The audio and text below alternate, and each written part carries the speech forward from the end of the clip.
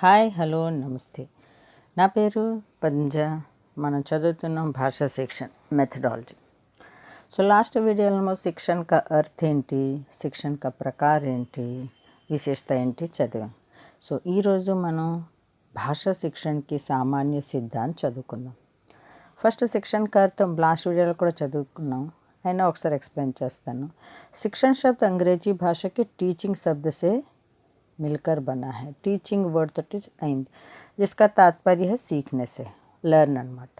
शिक्षण एक त्रियागामी सामाजिक प्रक्रिया है. मूడు ఎవరెవరు, शिक्षक, छात्र और पाठ्यक्रम के माध्यम से अपना स्वरूप को प्राप्त करते हैं. शिक्षण.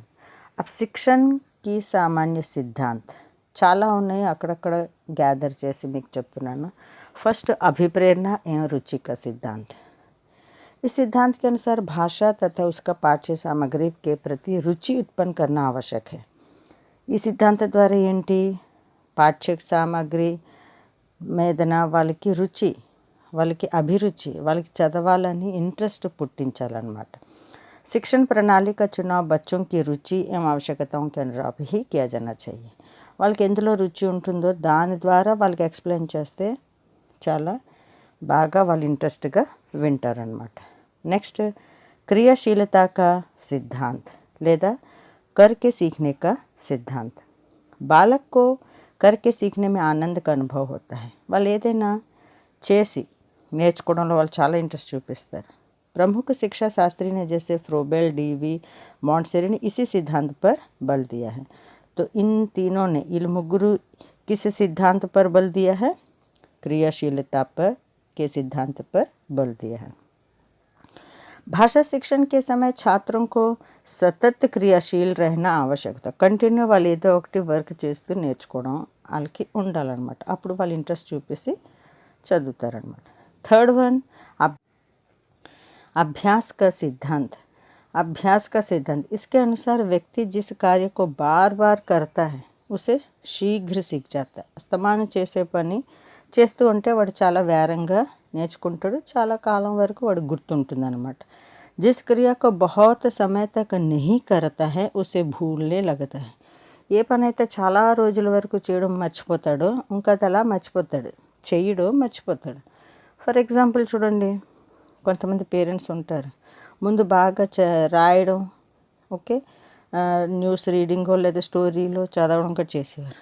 ఆ రాను ఆ రీడింగు రైటింగ్ తప్పిపోతే ఎప్పుడో రాయమంటే వాళ్ళ రైటింగ్ కూడా వంకర టింకరగా ఉంటుంది. చదివినప్పుడు కూడా కూడబడుకొని చదువుతారు.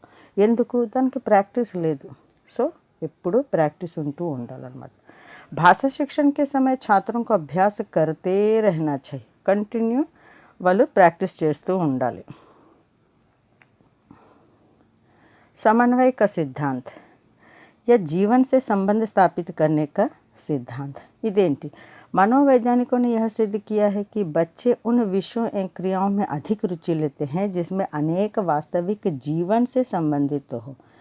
వాళ్ళు వాళ్ళ జీవితం లేదా ఆటల పాటలతో సంబంధించి ఏమైనా ఉంటే వాళ్ళు దాని మీద రుచి చూపిస్తారు నేర్చుకోవడానికి.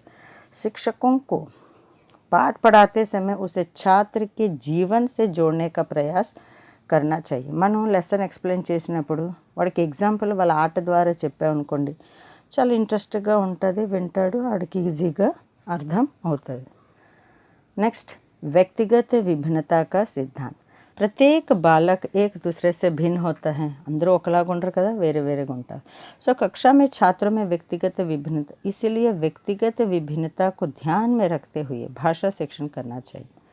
వ్యక్తిగత పరిశానియోं को, ఒక్కొక్క పిల్లలది అందరూ ఒకలాగా ఉండరు, అందులోని స్టూడెంట్స్లోని ఎవరో ఒకళ్ళిద్దరు వేరేగా ఉంటారు.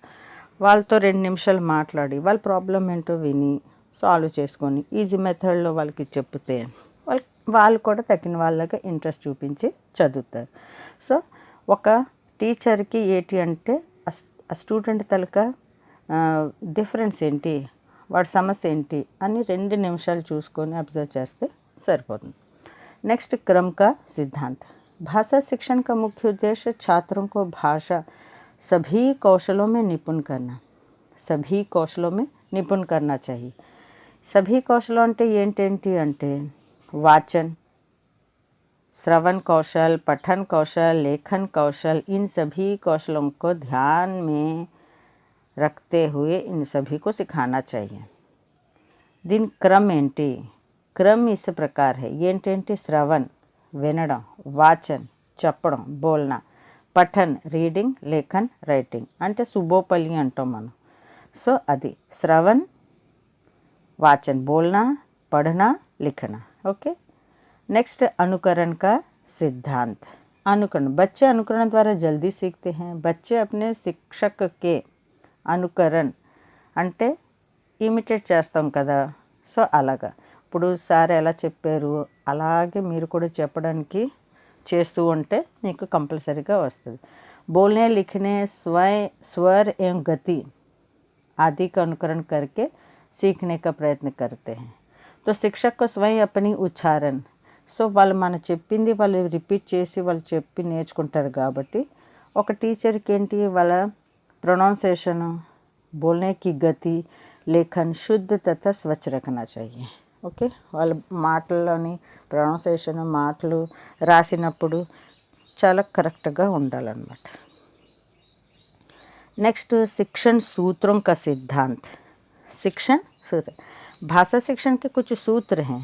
शिक्षक को भाषा शिक्षण के दौरान इन सूत्रों को ध्यान में रखते हुए शिक्षण कार्य करना चाहिए. ఈ సూత్రాలు టీచరు మైండ్లో పెట్టుకొని పిల్లలకి చెప్పాలన్నమాట. ఏంటంటే सरल से कठिन की ओर, ఈజీ నుంచి కొంచెం కష్టమైంది చెప్పడం. ज्ञात से अज्ञात की ओर, मूर्त से अमूर्त की ओर, विशिष्ट से सामान्य की ओर, स्थूल से सूक्ष्म, आगमन से निगमन की ओर, विश्लेषण से संश्लेषण की ओर. ఇవి ఏంటి అంటే నెక్స్ట్ వీడియోలో మనం ఈ సూత్రాలు ఏంటో తెలుసుకుందాం. ఓకే.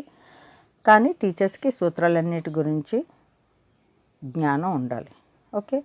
नेक्स्ट ఏంటి बाल केंद्रित का सिद्धांत. भाषा शिक्षण के समय एक शिक्षक को सदैव ध्यान में रखना चाहिए कि शिक्षण का केंद्र बालक है. అంటే ఏంటి बालक की क्षमता, योग्यता एवं स्तर आदि को ध्यान में रखकर शिक्षण कार्य करना चाहिए. ओके. नेक्स्ट निश्चित उद्देश्य का सिद्धांत. इस सिद्धांत का अर्थ यह है कि प्रत्येक पाठक का कोई न कोई निश्चित लक्ष्य, ప్రతి ఒక్కరికి వాళ్ళ లక్ష్యం ఉంటుంది. ఆ ఉద్దేశం అన్నీ మైండ్లో పెట్టుకొని దాని మీద ఎక్కువ చదివితే సాధిస్తారనమాట. ఫర్ ఎగ్జాంపుల్ శిక్షక్ ఏ ఉద్దేశం లేకపోతే చూడండి నీటిలో వెళ్ళే పడవ ఎటెళ్లలో తెలియపోతే పడవ ఏటవుతుంది, ఇటు అటు తిరుగుతుంది. దానికి ఒక మాట. సో చదువుకోవడానికి ఒక లక్ష్యం ఉండాలి. ओके. नेक्स्ट चयन का सिद्धांत. इस सिद्धांत के अनुसार अपने शिक्षण को सफल एवं प्रभावशाली बनाने के लिए शिक्षक को अनावश्यक बातों को पाठ से अलग కొన్ని లెసన్స్లో మనకి ఎక్స్ట్రా ఇచ్చేస్తూ ఉంటారు చాలా డీటెయిల్గా. అవంతి మనకి పిల్లలకి అర్థం అవుతుంది. సో అందులోని అనవసరమైన తీసేసి మెయిన్ పాయింట్స్ ఏంటో చెప్పేసి పిల్లలకి ఎక్స్ప్లెయిన్ చేస్తే చాలు. అందులో चयन करना चाहिए. जिसे किसी निश्चित दृश्य को प्राप्त करने के लिए उसे विद्यार्थी के सामने रखनी है. ओके. नियोजन का सिद्धांत ఏంటి? शिक्षण को सफल बनाने के लिए नियोजन का सिद्धांत का पालन करना आवश्यक है. इस सिद्धांत का अर्थ यह है कि शिक्षक को शिक्षण करने से पहले शिक्षण के क्रम को निश्चित तथा व्यवस्थित करके पाठ की योजना तैयार कर लेनी चाहिए. पाठ योजना, ఒక లెసన్ ఉంది చాలా పెద్దది, ఈరోజు ఎంత చెప్తాం, రేపు ఎంత చెప్తాం, ఎల్లుండి చెప్తాం, క్వశ్చన్ ఆన్సర్ ఎప్పుడు చెప్తాం అని ఒక యోజన తయారు చేసుకోవాలి. అలా చేయడం వల్ల పిల్లలకి ఈజీగా అర్థమవుతుంది. ప్రత్యేక సమస్య का समाधान भी सरलतापूर्वक कर सकता है. దాంట్లో ఉన్న ఏవైనా ప్రాబ్లమ్స్ ఉన్నా అన్నీ సాల్వ్ చేసుకోగలుగుతారు. व्यक्तिगत को जागरूक करने का सिद्धांत.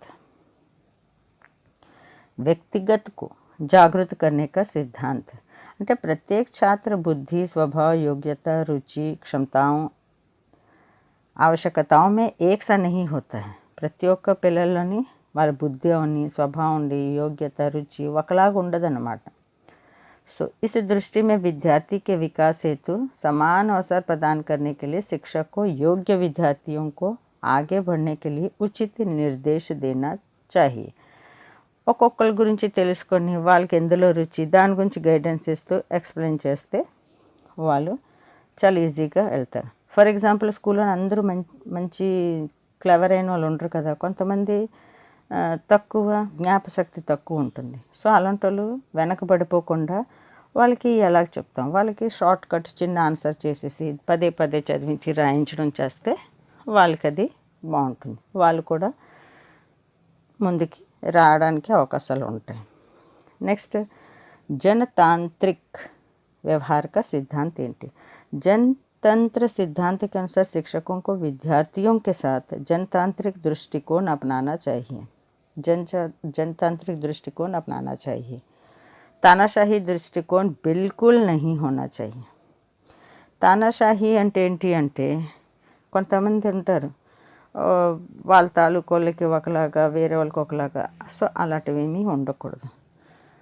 అలా ఉండడం వల్ల ఏటవుతుంది, కొన్నాళ్ళ తర్వాత పిల్లలు విద్రోహ కరబెడితే, సార్ మీరు ఆ అబ్బాయికి అలా చూస్తున్నారు సార్, ఆ అబ్బాయికి మీరు ఛాయిస్ ఇస్తున్నారు, ఆన్సర్స్ రాయడానికి టైం ఎక్కువ ఇస్తున్నారు, మాకు ఇవ్వట్లేదు, అలాగని వాళ్ళు వాదించే అవకాశాలు ఉంటాయన్నమాట. సో వాళ్ళకి व्यक्तित्व को विकसित करने के लिए उसे स्वचिंतन स्वतंत्र अभिव्यक्ति के अधिक से अधिक अवसर मिलते हैं. सो అందుకని వాళ్ళు जनतांत्रिक व्यवहार का सिद्धांत ध्यान में रखना चाहिए. नेक्स्ट, विभाजन का सिद्धांत. ఏంటి विभाजन? सो पाठ्य सामग्री को निश्चित क्रम से प्रस्तुत करने के लिए कुछ सोपानों अथवा इकाइयों में, అంటే యూనిట్స్ లెసన్స్ డివైడ్ చేసేసి లెసన్స్, ఒక లెసన్ ఉంటుంది 5 పేజీల లెసన్స్ అనుకోండి 10th క్లాస్ వాళ్ళకి. సో ఒకే రోజులో చదివి చెప్తే వాడికి అసలు అర్థం అవుతుంది. సో దానికి డివైడింగ్ చేసుకొని ఈ రోజు ఎంత డివైడ్ చేసి చెప్తే వాళ్ళకి అర్థం అవుతుంది అన్నమాట. నెక్స్ట్, निर्माण तथा मनोरंजन का सिद्धांत. ये ऐसी क्रियाएं हैं जो मनोरंजन पूर्व हो तथा जो उनकी सृजनात्मक शक्ति का उचित विकास कर सके. मनोरंजन ఎంటర్టైన్మెంట్ ఉండాలి, దాంట్లో వాళ్ళు क्रिएटिविटी కూడా ఉండాలి. इससे विद्यार्थी स्कूल तथा शिक्षक से भयभीत ना होकर शिक्षण क्रिया में अधिक रुचि लेंगे. ఆ రెండు ఉండడం వల్ల పిల్లలు భయపడకుండా చదువులో ముందుకి వస్తారనమాట. सृजनात्मक और आत्म अभिव्यक्ति को प्रोत्साहन का सिद्धांत. शिक्षक का यह कर्तव्य बन जाता है कि वह विद्यार्थियों में सृजनात्मक और आत्म अभिव्यक्ति को प्रोत्साहन दे ताकि विद्यार्थियों में खोज करने की आदतों का विकास करें. వాళ్ళని క్రియేటివిటీ అంటే ఏదైనా కొత్తదనం కనిపెట్టడానికి ప్రోత్సాహం ఉండాలన్నమాట. అలా చెయ్యాలి. వాళ్ళకి రుచి చూపిస్తే వాళ్ళే ట్రై చేస్తారు ఎలా చేయాలి ఏంటి అని కొత్తగా నేర్చుకోవడానికి. నెక్స్ట్, निदान या सुधारात्मक शिक्षण का सिद्धांत. कई बार विद्यार्थियों को अधिगम అంటే లెర్నింగ్ అనమాట और शिक्षण कार्य में त्रुटियां होती हैं. వాళ్ళు నేర్చుకున్నప్పుడు కొన్ని మిస్టేక్స్ అవుతాయి. అప్పుడు ఆ మిస్టేక్స్ని ఏం చేయాలి, शिक्षक को चाहिए कि वह इन त्रुटियों का पता लगाए. ఆడు ఏటి మిస్టేక్ చేశాడు, స్టూడెంట్ ఏ మిస్టేక్ చేశాడో తెలుసుకొని शिक्षण अधिगम कार्यों में त्रुटियों को ढूंढकर उसमें सुधार करे, दांट्लोनी करेक्शन చేయాలి. इसे सुधारात्मक शिक्षण के आते हैं और यह कार्य इतना आसान नहीं है जिसमें शिक्षक को कई बाधाएं सामना करना पड़ता है. సో వాళ్ళు ఏం చేశారో మిస్టేక్స్ చూసేసి కరెక్షన్ చేసి దాని గురించి ఎక్స్ప్లెయిన్ చేయాలి పిల్లలకి. सहानुभूति और सहयोग का सिद्धांत. विद्यार्थियों के प्रति सहानुभूति रखता है और उसकी कठिनाइयों को दूर करने में अपना सहयोग प्रदान करता है. విద్యార్థి మీద సహానుభూతి ఉండాలి, వాళ్ళ ప్రాబ్లమ్స్ని దూరం చేయడానికి सहयोगों కూడా ఉండాలి. ऐसे शिक्षक विद्यार्थियों के लिए प्रेरणा बन जाते हैं. नेक्स्ट, पुनर्बलन का सिद्धांत. सो पुनर्बलन का प्रयोग होता है. इसका संबंध जो है अधिगम प्रक्रिया को प्रभावशाली बनाने से होता है. ఇది अधिगम लर्निंग क्रियाలోని प्रभावशाली చేస్తుంది. शिक्षण प्रक्रिया में पुनर्बलन का अर्थ है ऐसे उद्दीपन का प्रयोग करना या उन्हें प्रस्तुत करना या उन्हें हटाना ताकि किसी अनुक्रिया के होने की संभावना बढ़ जाए। जैसे कक्षा में सही उत्तर ఏంటి దీని అర్థం పునర్బలన్ ఏంటి అంటే ఇది సకారాత్మక నకారాత్మక రెండు ఉంటాయి. ఒకవేళ ఒక స్టూడెంట్ టీచర్స్ క్వశ్చన్కి ఆన్సర్ చెప్పాడు అనుకోండి, సో शिक्षक विद्यार्थी को कई पुरस्कार दे तो विद्यार्थी से फिर वैसे ही व्यवहार की संभावना बढ़ जाती है. సో మళ్ళీ ఏమంటాడు స్టూడెంట్ ఏమనుకుంటాడు, నెక్స్ట్ టైం నేను కూడా ఆన్సర్ చెప్తే నాకు కూడా గిఫ్ట్ వస్తుంది అని ఊహలో ఉండిపోతాడు. ఇసే సకారాత్మక పునర్బలన్ అంటారు. సో ఇలాగా వాళ్ళకి అంటే గిఫ్ట్ మీద ఉన్న ఆశ వల్ల అయినా సరే వాళ్ళు చదువుతూ ఉంటారు. సో దానికి సకారాత్మక పునర్బలన్ అంటారు. यदि छात्र के अधिकम शोर के कारण बाधा आ रही है तो कमरे के दरवाजे खिड़कियां बंद करना नकारात्मक पुनर्बलन. ఒకవేళ కొంతమంది పనిష్మెంట్ ఇస్తారు లేదా కిటికీ దగ్గర నించోమంటారు, సో ఇలాంటివి వస్తే అది నకారాత్మక పునర్బలన్. ఓకే, సో సిద్ధాంతాలు ఏంటంటో తెలుసుకోండి చాలు. ఓకే, ఒక సెంటెన్స్ ఇచ్చి ఇదే సిద్ధాంతం అని అడుగుతాడు ఎగ్జామ్స్లోని. మీకు నచ్చినట్లయితే కామెంట్స్ చేయండి, సబ్స్క్రైబ్ చేయండి. నెక్స్ట్ వీడియోలో కలుద్దాం. అంతవరకు సెలవు, బాయ్.